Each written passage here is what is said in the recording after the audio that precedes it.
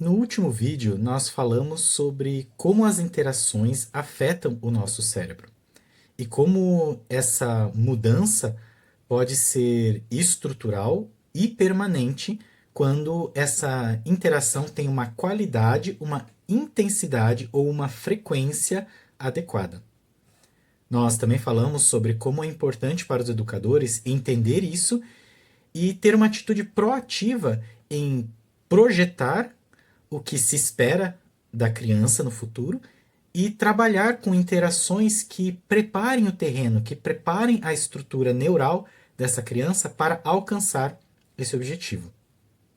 Eu gosto de chamar esse processo de design neural, porque é exatamente isso que nós estamos fazendo. Nós estamos modelando, em um certo ponto, a estrutura neural da criança para que no futuro ela tenha esse design, ou seja, essa estrutura, tanto cognitiva quanto biológica, para ser aquele adulto que nós almejamos que ela seja. É claro, isso não significa que nós vamos ditar o destino da criança, nem que nós vamos forçar ela em um molde que nós criamos. Não é disso que se trata o design neural, mas se trata de criar padrões de características e habilidades que sejam importantes para qualquer ser humano na fase adulta e trabalhar para que essa criança tenha essas habilidades. Quando eu estou acompanhando uma família na mentoria para pais, uma das primeiras coisas que eu faço é pedir para que eles criem uma lista com uma série de habilidades, capacidades e características que eles gostariam que o seu filho tivesse na fase adulta. Depois dessa lista pronta, nós fazemos uma filtragem para tirar dela aquelas que são preferências individuais dos pais, mas que podem ser um pouco de pressão para os filhos por serem traços de personalidade ou de temperamento que nós não devemos forçar.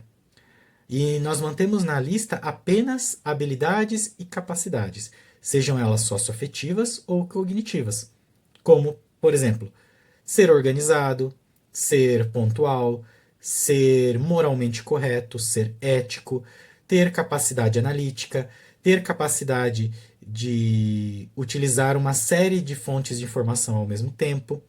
Enfim, habilidades e capacidades que sejam de fato úteis para qualquer pessoa. E então nós buscamos pegar cada um desses itens, cada uma dessas características e dissecar ela, diminuir ela em outras habilidades menores que vão chegar a essa habilidade maior. Vou dar um exemplo. Imagine que na minha lista de projeção para as capacidades que eu gostaria que meu filho tivesse, esteja o item a análise de causas e identificação de solução para problemas. É algo bem complexo, é algo uh, que demanda um processo mental bastante elaborado. Mas eu vou diminuir a complexidade através de decompor essa habilidade em outras habilidades mais básicas que levam a esse pensamento complexo. Por exemplo, para que um adulto consiga fazer uma análise de causas, ele precisa diferenciar o que é essencial do que não é essencial. Ele também precisa ter a capacidade de comparar elementos e identificar as diferenças entre esses elementos para conseguir identificar o que é essencial do que não é essencial. E como que eu posso preparar a minha criança para ter essa capacidade?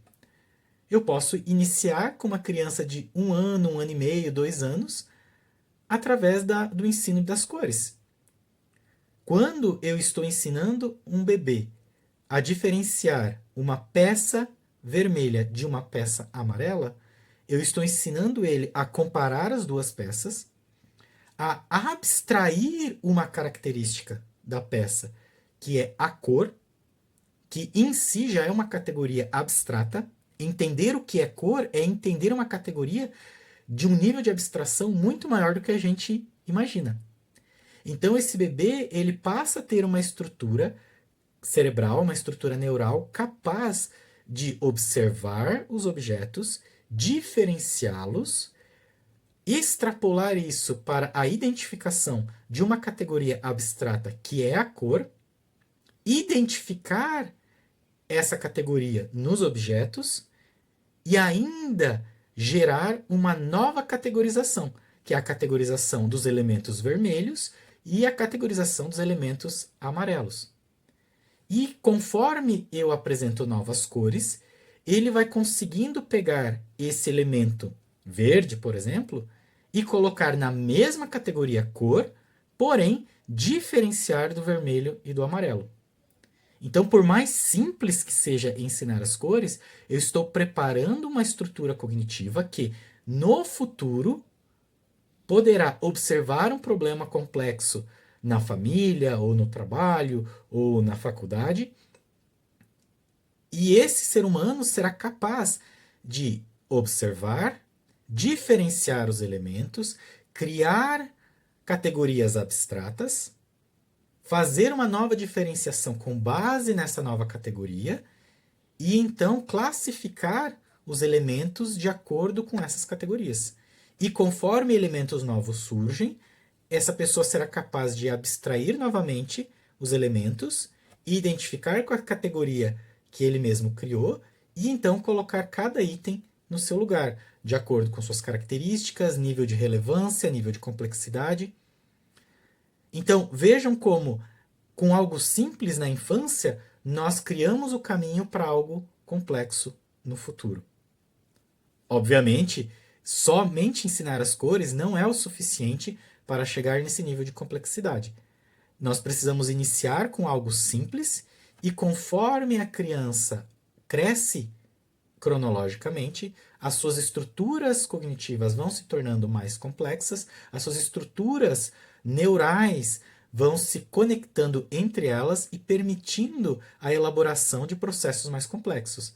E então eu tenho que aumentar a complexidade gradativamente para chegar nesse meu objetivo. Então veja a importância de nós iniciarmos cedo esse processo de design neural. E a importância de nós sermos proativos em projetar o que nós queremos, o que vai ser benéfico para essa criança, e desde já trabalhar com os estímulos necessários para chegar lá. Espero que tenha feito sentido para você. Se fez sentido, se você gostou, curta, compartilha, deixa um comentário aqui para eu entender se você quer saber mais sobre isso. E procure um profissional que possa ajudar você com esse design neural. Procure alguém, um psicopedagogo, um neuropsicopedagogo ou um pedagogo que possa auxiliar você a fazer essa projeção e trabalhar esse design neural. Até o próximo vídeo e tchau!